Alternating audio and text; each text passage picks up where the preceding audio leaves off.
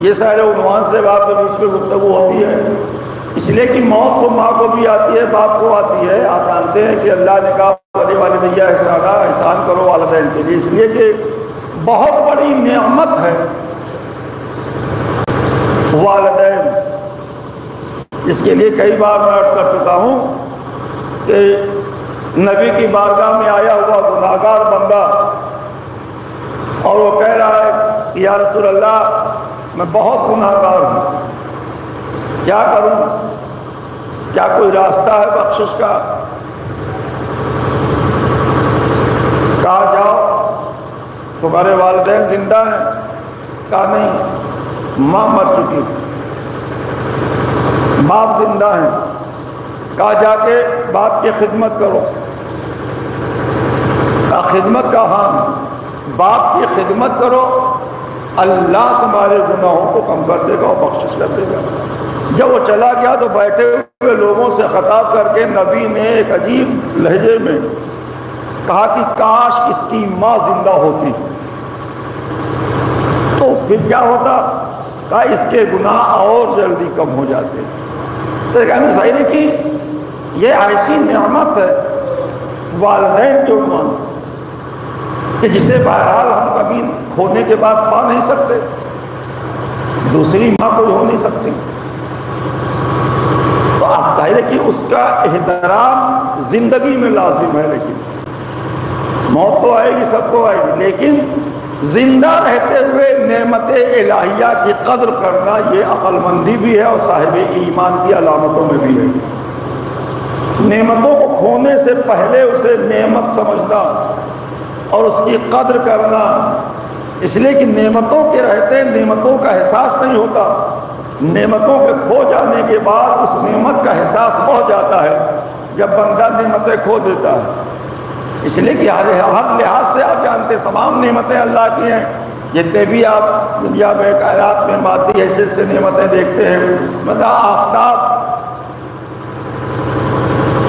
آج نہیں اچھا لگتا، آج کرنیں اس کی آپ کو اذیت محسوس ہو رہی ہے، لیکن یہی جب سردیوں میں چھپ جاتا ہے تو آنکھیں لگائے ہوئے آسمان کی طرف لوگ اس کو دیکھتے کہ کب نکلے گا، ذرا سا نکل جاتا ہے۔ کیوں؟ اس لیے کہ اب وہ نعمت چھپ گئی ہے، اب چھپی ہوئی نعمت کی تلاش میں آپ ہیں۔ تو ہمیں اس بات کا خیال رکھنا چاہیے کہ نعمتوں کے رہتے ہوئے نعمتوں کی قدر کریں، اس لیے کہ بہت ساری برکت والدین کی خدمت میں چھپی ہوئی ہے۔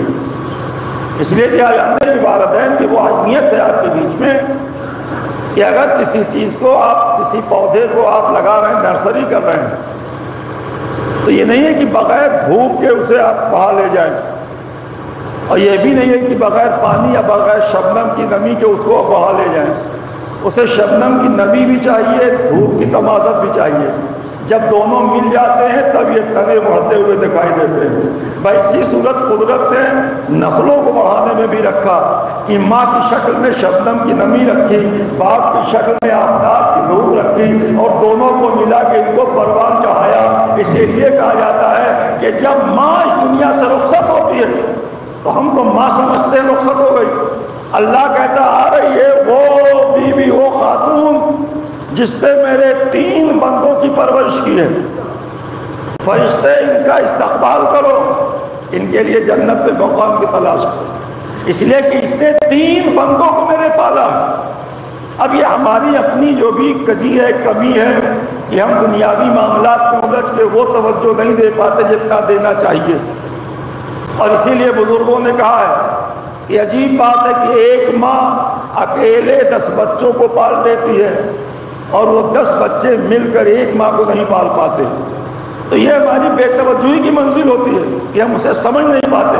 تو اسی لیے تمام تر ذہن آپ کو مرکوز کیا گیا والدین کی طرف، اقوال معصومین میں، قرآن میں، حدیث رسول میں، اور وہ بہت ساری چیزیں۔ اس لیے کہ ایک بیٹا اپنی ماں کو کاندھے پہ بٹھا کے طواف کعبہ کر رہا تھا، اس وقت جب رسول موجود تھے، طواف کعبہ کرتے کرتے جب قریب آیا نبی کے تو کہا یا رسول اللہ کچھ حق ادا ہو گیا، میں نے گردوں پہ سوار کر کے طواف کرایا اور ایسے ہی گھر سے لے کر آیا ہوں۔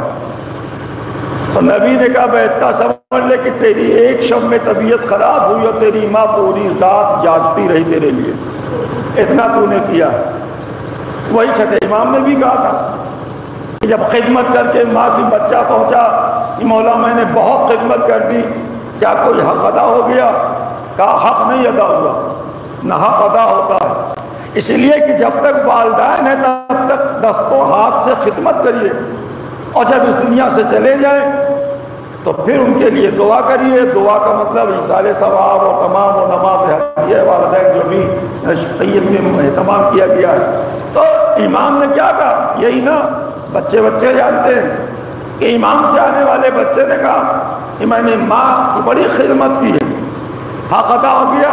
کہا بھائی اتنا سمجھ لے کہ ایک بار تیری ماں نے تجھے گیلے سے اٹھا کے خشکی میں لٹا دیا۔ اتنے بڑے بڑے آپ کی خدمات کا جواب معصوم کے انداز میں اتنا چھوٹا چھوٹا ملتا ہے، اور اس کے بعد کہ آپ تو خود یاد کر کتنی بار تیری ماں نے گیلے سے خشکی میں لٹایا ہوگا، تو ابھی ایک بار کا یہ ہوا ہے، تو والدین کا حق نہیں ادا ہوتا، ان کے لیے احسان کرنا زندہ ہے تب بھی، اس دنیا سے چلے جائیں تب بھی، لیکن جب تک زندہ ہے تب تک وہ نعمت ہے جو گھر میں اپنے پیروں تلے جنت کو سمیٹے ہوئے بیٹھی ہے۔ صلوات بھیجے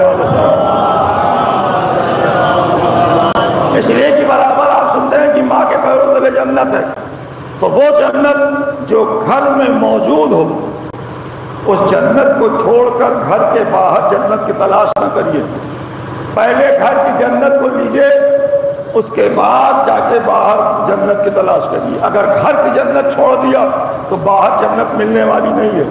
یہ نہ سمجھیے کہ آپ ناراض کر کے والدین کو حج کرنے چلے گئے تو حج سے آپ کو جنت مل جائے گی، نہیں، طواف کعبہ میں ڈھونڈتے رہیے، جنت دکھائی نہیں دے گی، اس لیے کہ اللہ کہے گا جو گھر میں رکھا تھا اسے لیا نہیں، چھوڑ کے گھر اتنی دور آئے ہو تو پہلے والدین کو راضی کر لو، اللہ راضی ہوتا